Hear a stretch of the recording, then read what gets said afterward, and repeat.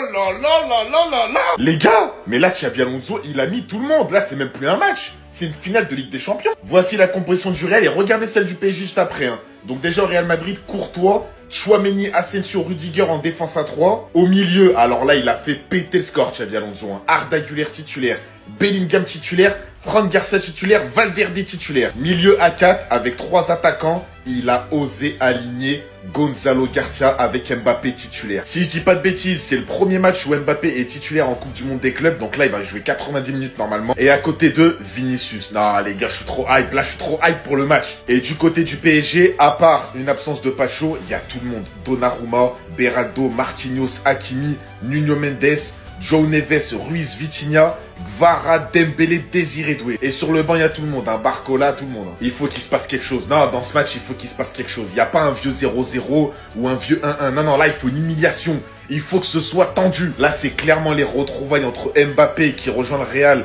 avec son ancien club qui vient de gagner la Ligue des Champions. Franchement, vous pouvez me dire tout ce que vous voulez. Il y a un truc. Les joueurs, ils vont vouloir prouver. Ils vont vouloir faire un gros match. Ça reste quand même le Real Madrid, les patrons de la Ligue des Champions, contre le PSG actuel vainqueur. Non, les gars, je suis trop hype.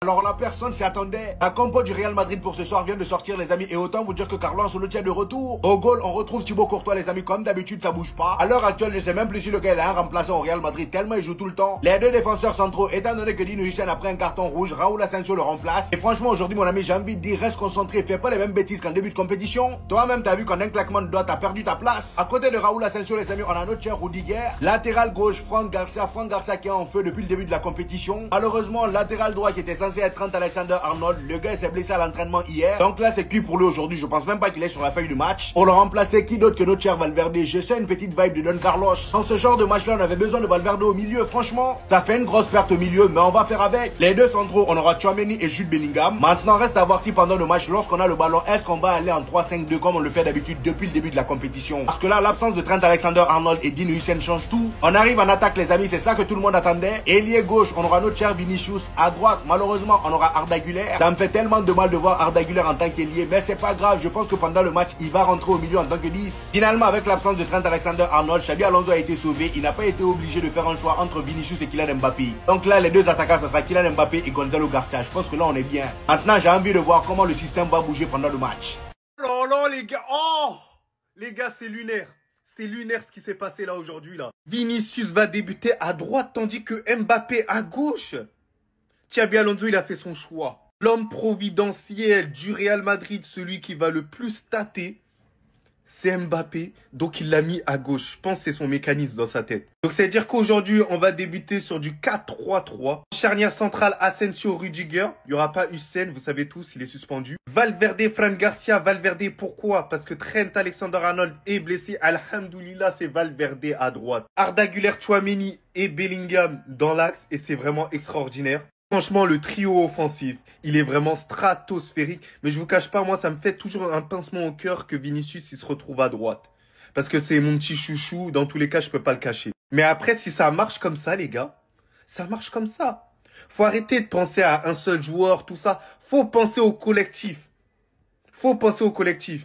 Si le collectif arrive à performer comme ça, il est mieux comme ça. Un point, c'est tout.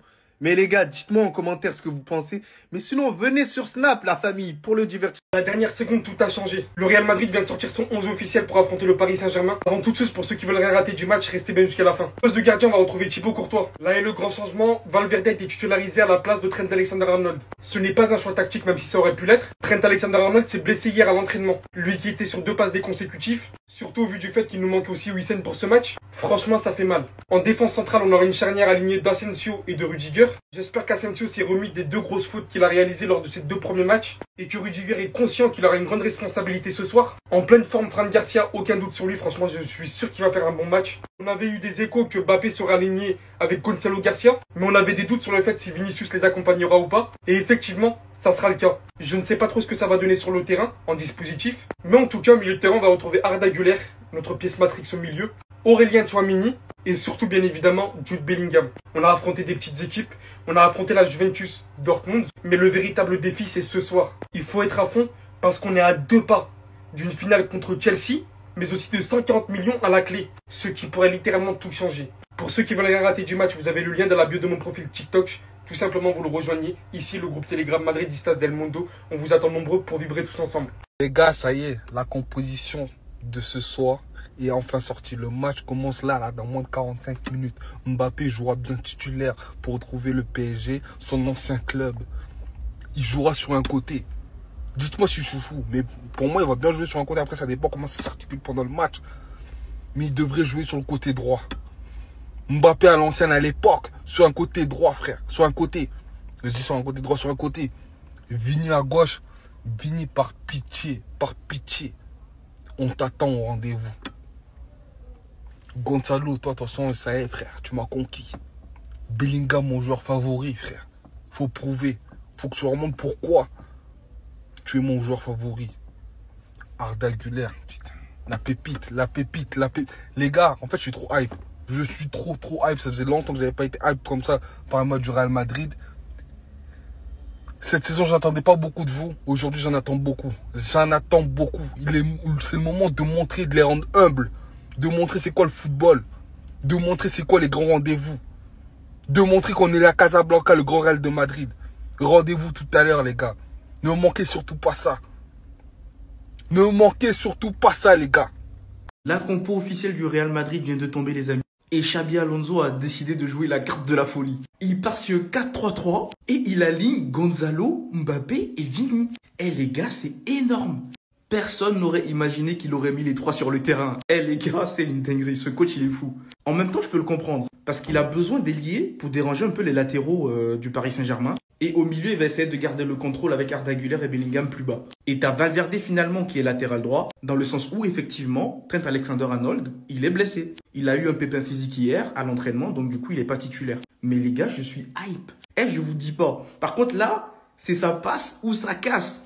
Parce que là, il faudra aller au pressing, là. Il n'y aura pas que Gonzalo qui doit presser, il n'y aura pas que Vini. Faut que les trois, là, ils soient à fond. Et les gars, dites-vous que si jamais ça passe, là, ça peut être une compo qu'on sera amené à revoir. Vini à droite, Mbappé à gauche. Oh, les gars. En plus, des fois, on en parle, hein. On s'est dit, mais pourquoi? Pourquoi ils n'ont jamais essayé Vini à droite? Là, du coup, ça sera l'occasion. On verra Vini à droite. Voilà. Ces gars, c'est énorme. Eh, on dirait que je suis dans le multiverse. J'aurais jamais imaginé. Les trois là, et ça prouve encore une fois que Gonzalo, il a confirmé sa place. Gonzalo, je pense que Alonso, il aime bien. Il va pas vouloir le dégager comme ça. Mais les gars, je suis hype de fou. Rendez-vous tout à l'heure, hein, les gars. On va commenter le match ensemble. Dites-moi ce que vous en pensez dans les commentaires. Abonnez-vous, les gars, pour être en live avec moi pendant les 90 minutes. Et pour ne rien louper, vous savez ce qu'il vous reste à faire. Abonnez-vous.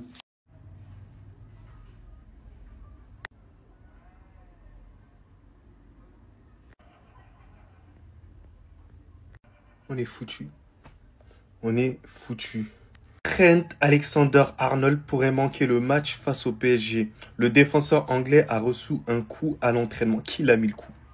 Dites-moi. Qui lui a mis le coup, les gars? Oh là là là là, les gars, donc c'est dire on va jouer avec Lucas Vazquez. Lucas Vazquez face à Kvaratskhelia pendant 90 minutes, les gars. Mais sérieusement. Mais par pitié, déjà, il n'y a pas Hudson, j'ai accepté. Il n'y a pas de souci, je peux accepter ça. Mais pas de Trent Alexander-Arnold à droite. C'est la seule option qu'on a. Et ne me parlez pas de Dani Carvajal. Dani Carvajal, il peut pas revenir là maintenant. Ce n'est pas possible. Il est fatigué. Ouais, c'est pas son rôle. Toujours pas remis de sa blessure, on le sait très bien. Mais par pitié, Trent, par pitié. Même si t'es unijambiste, joue ce match-là. Joue ce match-là. Mais qui l'eût cru que je supplie à Trent Alexander-Arnold de jouer bien parce qu'il peut mieux défendre qu'un autre défenseur. C'est comme une dinguerie, la famille. Non, j'ai pas envie de voir Lucas Vazquez en difficulté. En plus, c'est ces derniers, j'ai pas envie de le gronder.